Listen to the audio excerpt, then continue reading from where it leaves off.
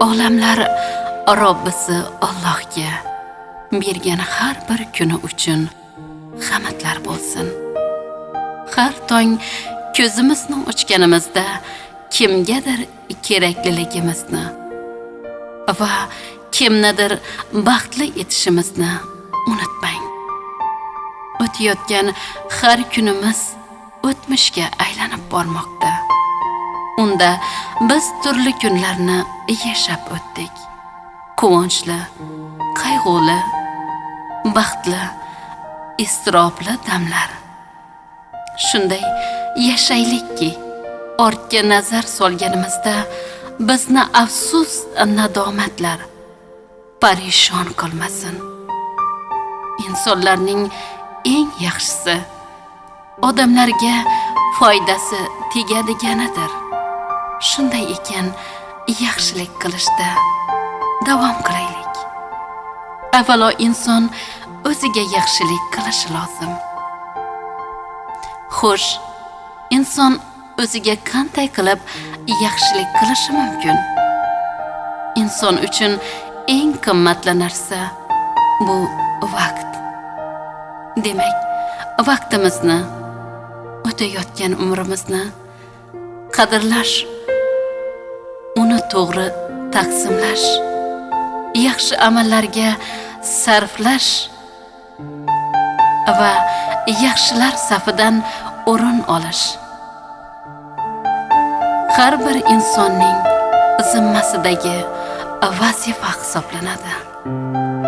Qolaversa, inson hamisha ezgu amallarga o'tayotgan umrini sarflash lozim. Doim yaxshilar orasida yurish odat qiling.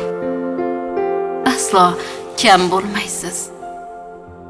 Doim barchamiz birdek yaxshilik va yomonlik haqida gapiramiz, eshitamiz. Lekin uni hayotga tatbiq qilish barchaga nasib qilmagan baxtdir. Bu juda murakkab muammo desak ham bo'ladi. To'g'risi, insondan farishta yasab bo'lmaydi. Ammo diyonatli, vijdonli inson bo'lish har birimizning qo'limizdan keladi.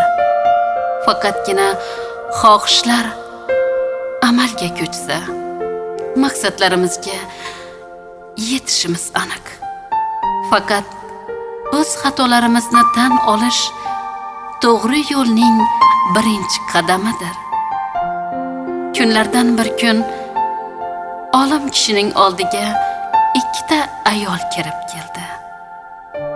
Ularning birisi yosh juvon edi, yana biri o'rta yoshlaridagi ayol. Yosh juvon olim kishiga men katta gunoh ustida vijdon azobida keldim. Gunohim shuki, erimga qo'pol, behurmat muomalada ekanimni bilib qoldim. Shu xatoni to'g'rilashni o'zimga ixtiyor qildim debdi.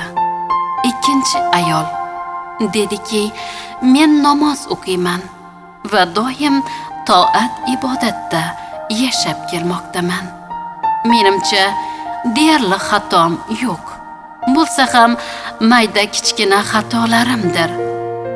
Deyarli eslab ham ko'rmayman debdi.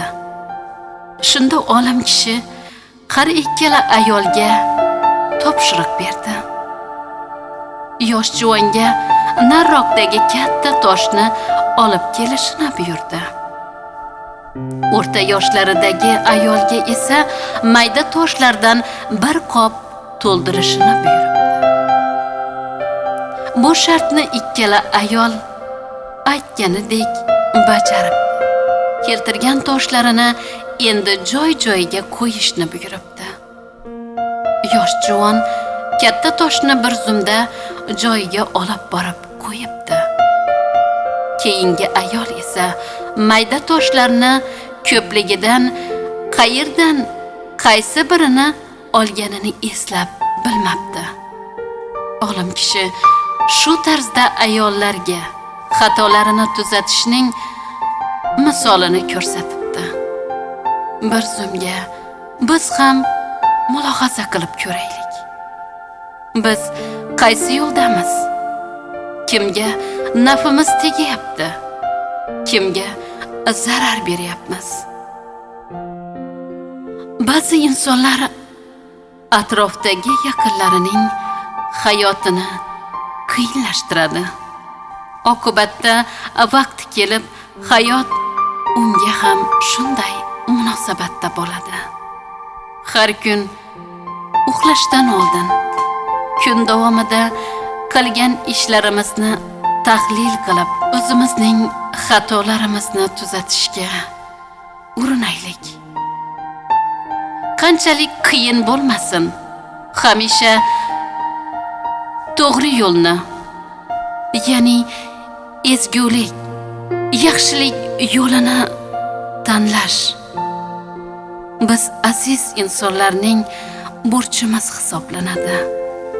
Yaratgan Allohimning doim buyurgan buyruqlariga, doim Allohni his qilib, vijdonli, iymonli inson bo'lish har birimizga nasib qilsin.